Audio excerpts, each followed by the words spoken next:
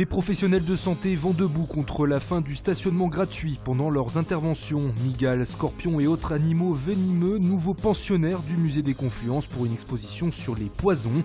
Enfin, rencontre avec l'humoriste Stéphane Guillon qui présentera la semaine prochaine son spectacle au Radjan Caluire.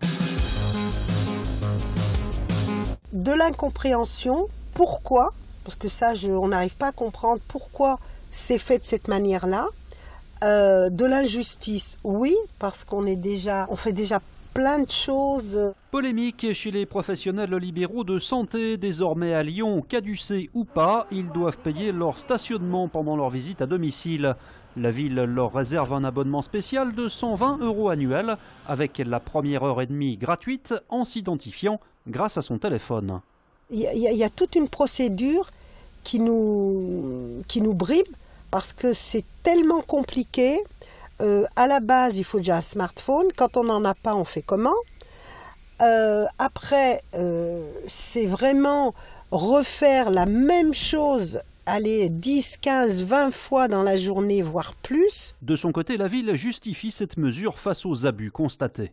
Il y a 9 millions de Français qui utilisent le Pay by Phone. Je ne comprends pas le charivari qu'il peut y avoir à tel ou tel endroit. Je pense que cette proposition que j'ai annoncée en conseil municipal, bien entendu, est en deçà de tous les tarifs qui peuvent être pratiqués dans un certain nombre de villes. Il y a des tarifications qui vont jusqu'à 600, 700, voire même 800 €. Donc vous voyez qu'on sera loin des 120 € lyonnais. Une affaire d'atteinte sexuelle sur une élève, elle est révélée par nos confrères du Progrès. Un professeur de musique qui enseignait au lycée Rosa Parks de Neuville-sur-Saône a été mis en examen hier pour atteinte sexuelle sur mineur de plus de 15 ans par personne abusant de son autorité. Au total, 3 plaintes auraient été déposées. Contacté par nos soins ce matin, le rectorat affirme avoir pris un arrêté de suspension à l'encontre de l'enseignant. Visite en coulisses de la prochaine exposition que le musée des Confluences va consacrer aux poisons. Des pensionnaires venimeux bien vivants seront présentés derrière des verres renforcés pour éviter toute évasion. Un cas de figure qui risque d'être assez compliqué vu les protections mises en place. Si jamais elle se sauve, l'araignée va chercher un coin à l'ombre, à l'abri pour pouvoir se cacher. Donc là, cet après-midi, on va former le personnel de l'exposition à rattraper les araignées ainsi que les serpents, enfin voilà, les animaux qu'on amène à l'exposition. Donc ça va être un peu sympa, je pense. L'Aquarium de Lyon est également associé à cette exposition. Donc on présente des méduses, on présente le poisson scorpion, on présente les poissons feuilles et le poisson ballon. Le poisson feuille et le poisson scorpion, c'est des glandes à venin qui sont placées sous les épines dorsales. Et le poisson ballon, lui, possède la tétraodotoxine à l'intérieur de son être. C'est le cousin du fugu, le fameux poisson japonais, qu'on découpe d'une certaine manière.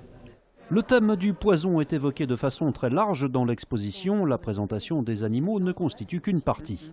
Une première partie traite de l'histoire des poisons et à travers l'histoire des poisons, des petites histoires d'empoisonneurs et d'empoisonnés.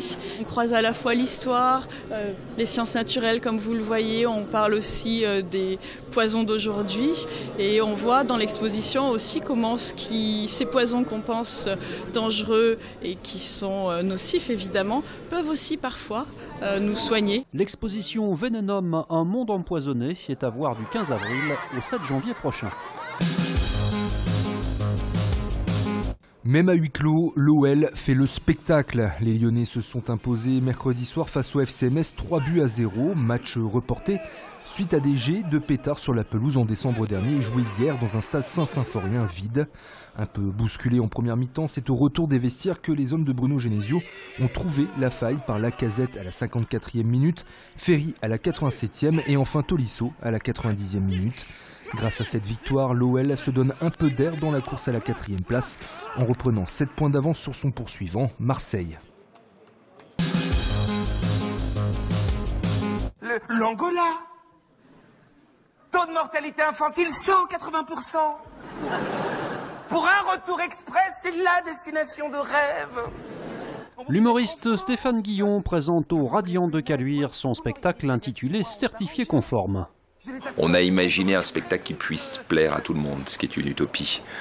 À tous les partis politiques, aux grands rabbins, à la SPA, à Brigitte Bardot. L'actualité politique reste bien sûr la matière de prédilection de l'humoriste.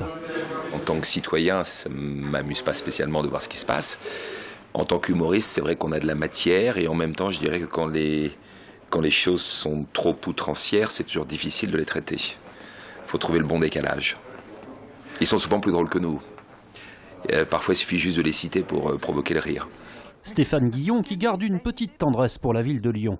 Ça fait partie des quelques villes où j'ai vraiment appris mon métier parce qu'il y avait beaucoup de cafés-théâtres, l'espace Gerson notamment, où j'y allais m'installer 15 jours, 3 semaines. Donc j'ai fait mes armes ici, beaucoup. On a toujours beaucoup de tendresse pour ces débuts, les périodes où on a galéré. Et voilà, je me souviens qu'à l'espace Gerson, souvent en semaine, il y avait 30 personnes. Et voilà, il fallait s'accrocher. Il y aura sans doute beaucoup plus de monde au Radiant le 22 avril prochain. Il y avait la famille Courgeot qui aurait été bien pour lui.